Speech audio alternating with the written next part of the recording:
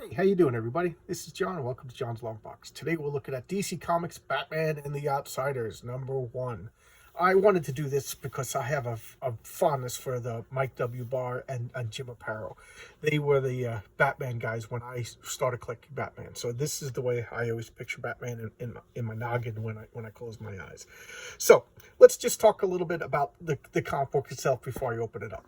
The year, geez, unless it has the year on the front, I can't even hazard a guess. But I'm going to guess 83. Okay, I that's my go-to guess. Okay, so The Brave and the Bold was canceled, and Jim Aparo was the artist on The Brave and the Bold, so they kind of just like rolled him into this comic, which was kind of like filling in that spot. So the editors, I think it was Dick Giordano, and I'm doing this from memory.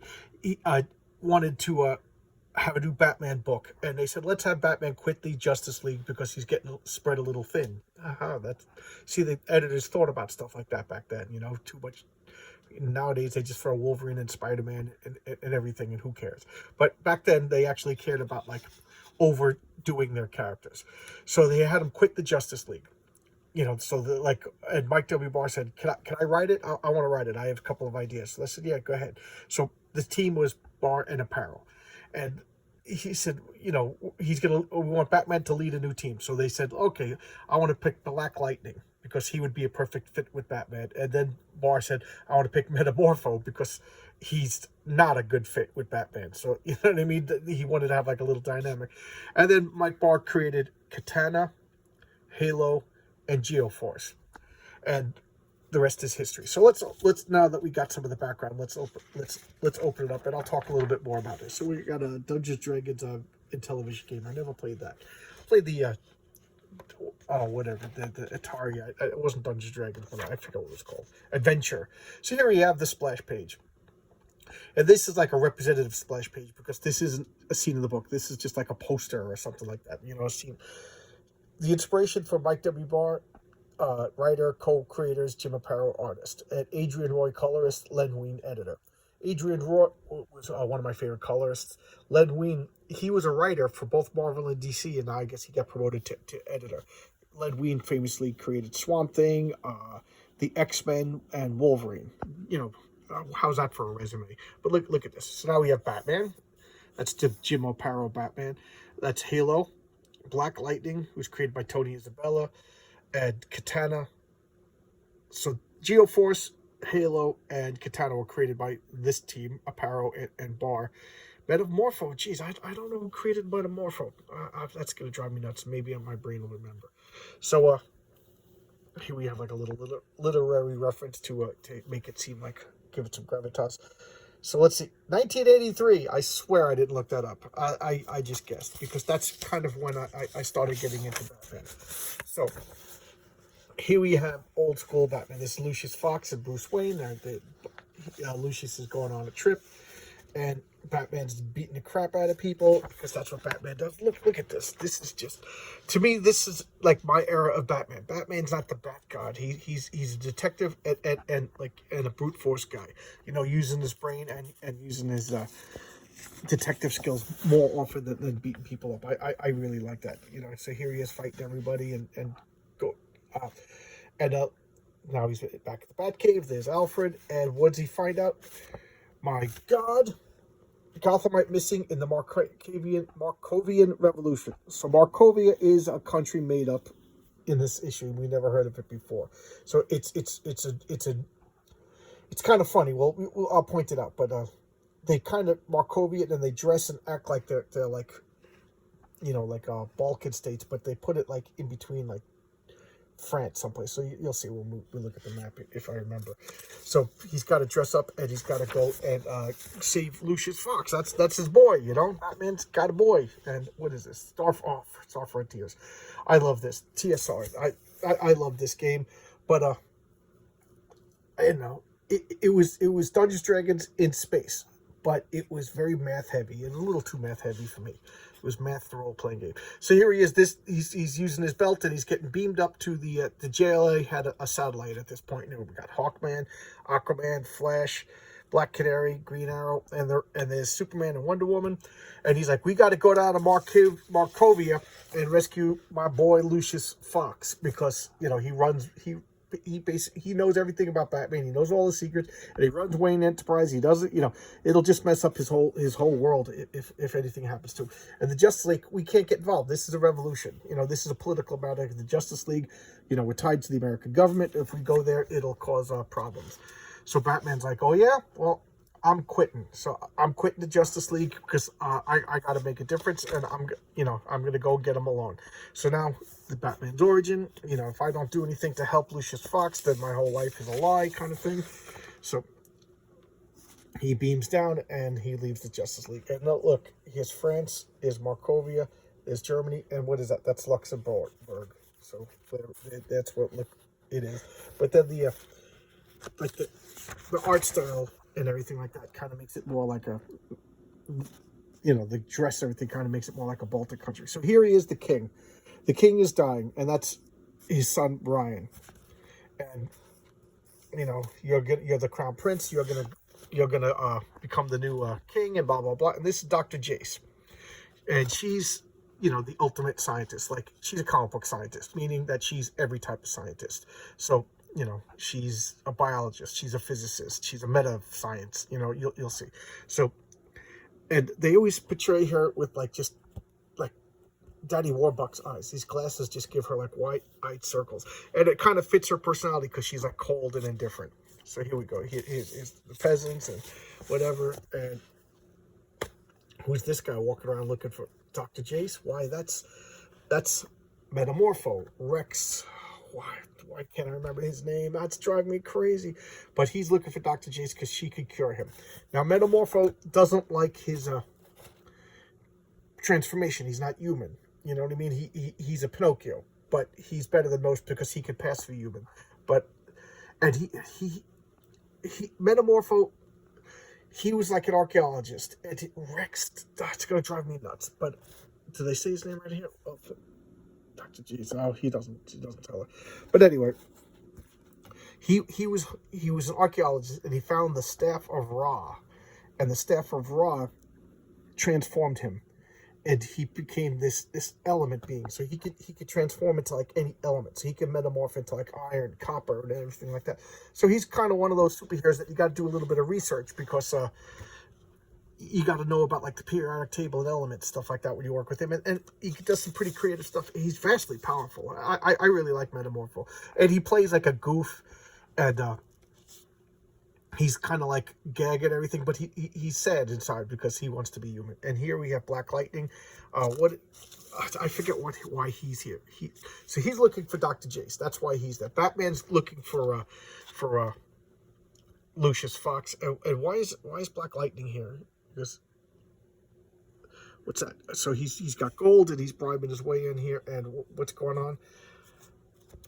They say his name's looking for his. So he's looking for Lucius Fox too, independently of Batman. So now Batman's dressed up in his costume, and here's like the evil guy who's trying to usurp the throne because the king's dying. And what's going on? He got assassinated here, and of course Black Lightning is going to get blamed for it, so he's doing some fighting and everything like that without revealing his powers, and everything's crazy. And what is she doing here? She's here for a mission of vengeance. It's very convenient that she happens to be in Markovia at this moment too. Like, get the team together is always like a wacky, unbelievable thing. So this is Katana, and she's got this, you know, the Asian stereotype powers. She's kung fu master and everything like that. But what I do like about her is she's very cold and vicious, and she has this katana that it's kind of like, I guess, inspired by Elric with Stormbringer. It drinks people's souls, and one of the souls that's in it is her husband's. So she actually talks to her sword like it's her husband, and a lot of people, like, you know, it puts people off. It kind of freaks people out. You know, she's talking to her sword like it's her dead husband. And I know, I just find that to be like a creepy, cool, distinguishing feature of her. And they're all getting beat up, and, you know, he's fighting here. He gets sucker punched by that. And Batman's like trying to decipher clues, and he finds this girl, this orphan girl. She has amnesia. She doesn't know what's going on, and he touches her, and she blasts him with, like, powers. So she's already accustomed. She has powers, but she has no idea who she is or anything like that. And he's like, don't hurt me. She's freaking out, and she passes out. What's food? She's like, food. She goes, you're very weak. How long since you had food? She's like, food? What's food? Like, that's how bad she's in amnesia. She doesn't even know what food is. And here we got the Warlord toys. I've never even seen these. I don't know what they look like. I love the Warlord TV series, which is odd since I didn't like fantasy, but whatever. You know, Arak was a great series. I did a showcase on that. And I gotta break out Warlord. It was a really good series. So here is Dr. Jace. She's experimenting on Brian. Brian is the crown prince of Markovia, and she, look at this. This beaker shoots out whatever on him, and he becomes Geoforce. And he's got powers that, like, earthquake powers and, like, earth elemental powers. He's vastly powerful. Like, not at this point he doesn't realize it, but he's like Superman power. So he could increase gravity. He could move earth. He could fire lava, and he could even, like, bury himself in the ground and, like, recover from wounds, like on the brink of death. He is super powerful, and I'll talk more about him later. So here's more Metamorpho pulling off his, like, disguises, and so he could, like, he's malleable. He can stretch. He's got one leg that's wood, one leg that's iron, one leg that's, I don't know what this is, and the other side is like metal. So he's just like, but he could shape change and turn into different things. He could do anything. He's super. This team, I didn't even realize it until I started talking, but this team is a powerhouse team. Look, he I always call it, like, undifferentiated body. Like, you could slice him apart because he doesn't really have any organs. You know, every cell contains everything about him. So, like, you could cut off his hand and he could just regenerate. He could regrow, or he could pick it up and stick it back on. He's like silly putty. So here the bad guys all fighting. And oh, look, what I say, he got wounded. See, he got shot, and he buried himself in the ground, and he uses his geo connection to help himself out. And now she's flying Batman over, and Batman's, you know, basically using this poor amnesiac girl, and so she has powers of, like, Halo. Like, she has, like, the 8 colors of the rainbow, and each one has, like, a different ability and, like, kind of like a different emotion. She's actually pretty cool. I like her.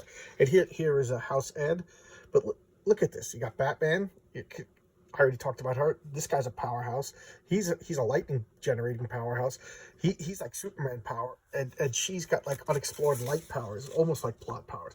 They are a powerhouse team. And then later on, Looker joins, and Looker's got, like, the charm abilities, and then she becomes a vampire. They kind of messed up Looker. I don't think they knew what to do with her.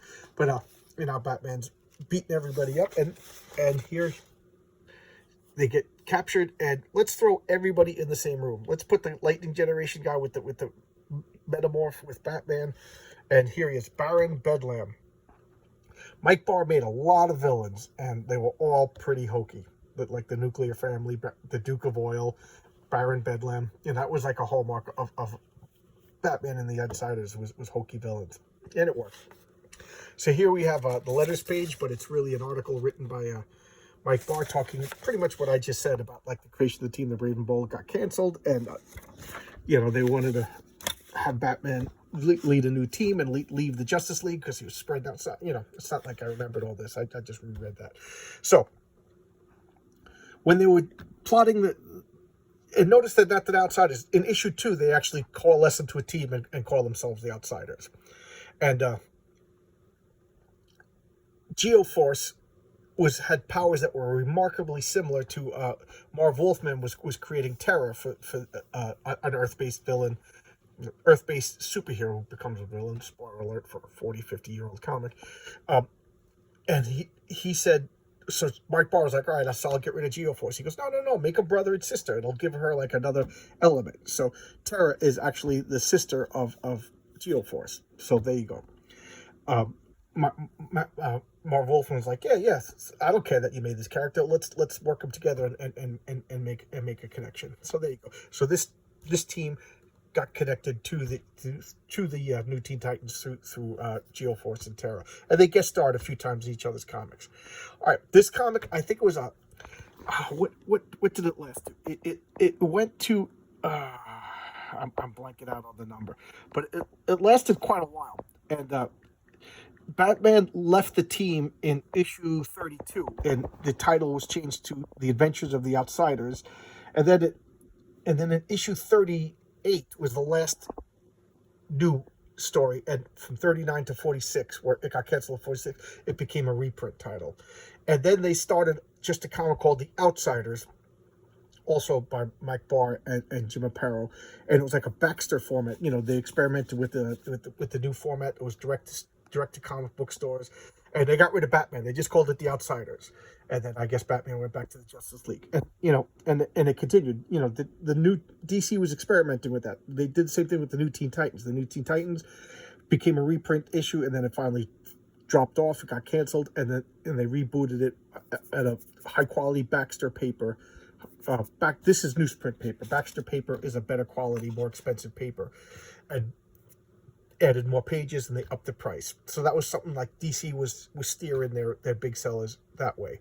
And that experiment actually, they kind of dropped it, went back to the newsprint comics. I love newsprint paper, but then again, like I've said a few times, comic book collectors are prickly pears, and we don't like change.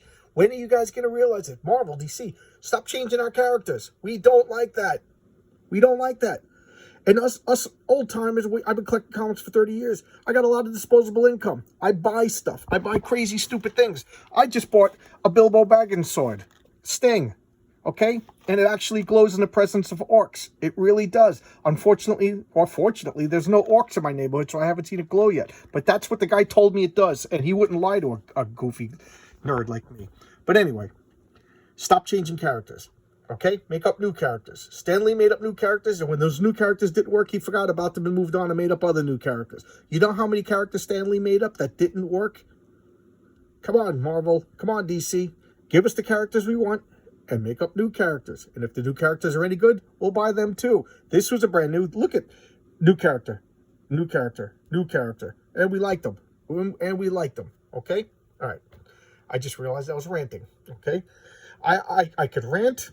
And I could ramble. Rambling is when I just repeat myself endlessly. And ranting is when I, maybe say things I shouldn't say. That's kind of like politically charged or whatever. But let's get back to Batman and the Outsiders. I have a fondness for Mike Barr because he was the writer of Batman when I started writing. Now I'm repeating myself. Now I'm rambling. So I gave you, wow, this is a great video, guys. I gave you a rant and a ramble. All right, so I'll stop now. Thanks a lot. I'll see you tomorrow with another video. And, whatever. I messed this one up, and I'm not re-recording. All right, bye-bye.